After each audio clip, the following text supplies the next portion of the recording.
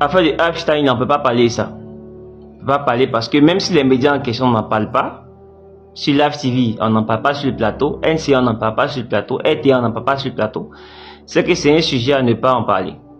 Du coup, nous, qu'est-ce qu'on peut faire? On peut se taire. Parce que moi, j'ai fait la vidéo, et puis après, je vois qu'il y a une restriction au niveau du son. J'ai dû être obligé de supprimer la vidéo, donc j'ai supprimé. Donc finalement, qu'est-ce qu'on peut parler? On va parler de ça, de la gestion du pays. Écoutons ça, et puis on vient. Après. La Côte d'Ivoire renforce son potentiel énergétique. Le ministère des Mines, du Pétrole et de l'Énergie annonce une nouvelle découverte d'hydrocarbures phosphore sur le bloc CI 501 réalisé par Eni Côte d'Ivoire en partenariat avec Petroci Holding. Baptisé Kalaosaf, le gisement contient du pétrole léger, du gaz naturel et des condensats. Les ressources des blocs CI 501 et CI 205 sont estimées à environ 1,4 milliard de barils pétrole. Cette découverte intervient après le champ gisement baleine révélé en 2021 et confirme l'importance croissante du bassin sédimentaire ivoirien sur la carte énergétique africaine. Ok. Donc comme vous voyez, la Côte d'Ivoire est riche. La Côte d'Ivoire a du pétrole parce que en 2021, on a découvert ici le gisement baleine. Est-ce que ça a changé la vie des Ivoiriens? Est-ce que le carburant a baissé? Non.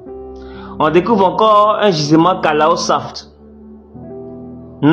Est-ce que ça va encore changer la vie des Ivoiriens? Je ne pense pas. Parce que je ne sais pas si vous vous rendez compte. On a plusieurs entreprises, on a plusieurs stations. On a Shell, on a Total, on a Petro-Ivoire, on a Petroci, on a Oil Libya. On a plusieurs distributions. Et puis donc plusieurs entreprises en Côte d'Ivoire qui vendent du pétrole. Logiquement, dans un pays sérieux, un état sérieux, chaque entreprise devait normalement pouvoir fixer son prix parce que ce n'est pas le même carburant. Quand tu entends Shell, ça signifie que Shell, là, c'est le carburant des Américains qui est vendu en Côte d'Ivoire. Quand tu entends Petroci ou Petro-Ivoire, ça signifie que c'est le carburant des Ivoiriens qui est vendu en Côte d'Ivoire. Quand tu entends Total, ça signifie que c'est le carburant des Français. Est-ce que les Français ont un carburant? Ça signifie que c'est le carburant des Français qui est vendu en Côte d'Ivoire. Mais est-ce que vous trouvez ça logique que les prix soient tous au même niveau? Est-ce que vous trouvez ça logique? Où se trouve la concurrence? Si vous tous vous entendez sur le même prix, logiquement la Côte d'Ivoire devait vendre son prix du carburant moyennant soit peut-être à 400 ou à 300 francs parce que tout ce qu'on découvre là, ça dit qu'on a l'argent, on est riche. Ou bien, donc, les Ivoiriens profitent de ça comment? On a des pays ici comme l'Arabie Saoudite. On a des pays comme le Qatar. Qui ont du pétrole. Et puis eux, ils arrivent à se développer en 10 ans. Ça veut dire que quand ils parlent de développement, ils arrivent à construire les choses en 10 ans. Voici la Sainte Géorgie ici. En 2012, voici comment ils étaient. Et puis, 8 ans plus tard, voici comment ils ont transformé leur ville.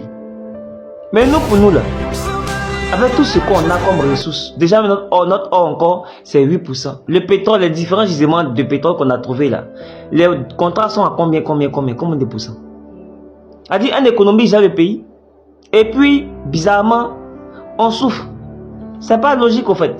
Dans des bagos là, son litre là était à combien? Ce que vous avez venu afficher sur les panneaux, un placardé là, c'était à combien?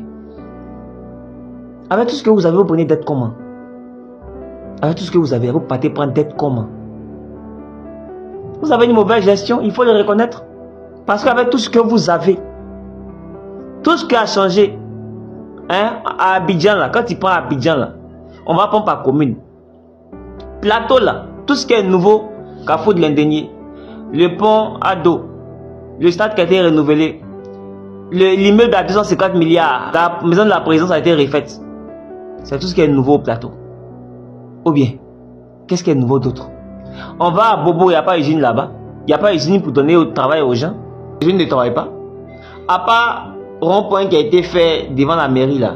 Et puis, Bimpe, Y4. Avec le stade de Bimpe. Qu'est-ce qui est nouveau d'autre? De pourquoi c'est la même chose aussi? À part les voies qui ont été refaites. En quoi est-ce que l'Ivoirien est mis au centre dans tout ça là? Qu'est-ce qui est nouveau pour les Ivoiriens dedans? En quoi est-ce que l'Ivoirien profite? Quand on va aller prendre même dans les cocodiers et autres là, à part les différents échanges que vous faites là, qu'est-ce qui est nouveau d'autre encore? Rien du tout. Rien du tout. Donc ça profite. En quoi est-ce que l'Ivoirien mange à sa faim? En quoi est-ce que l'Ivoirien est logé? En quoi est-ce que la santé... Au fait, je ne sais pas quoi. Oh yo. C'est ça qu'on appelle le retard. Le retard sur les autres. Et ça, c'est dû à un système. La France-Afrique. Les gens ne travaillent pas pour nous. Ils ne travaillent pas pour nous. Ils travaillent pour qui alors?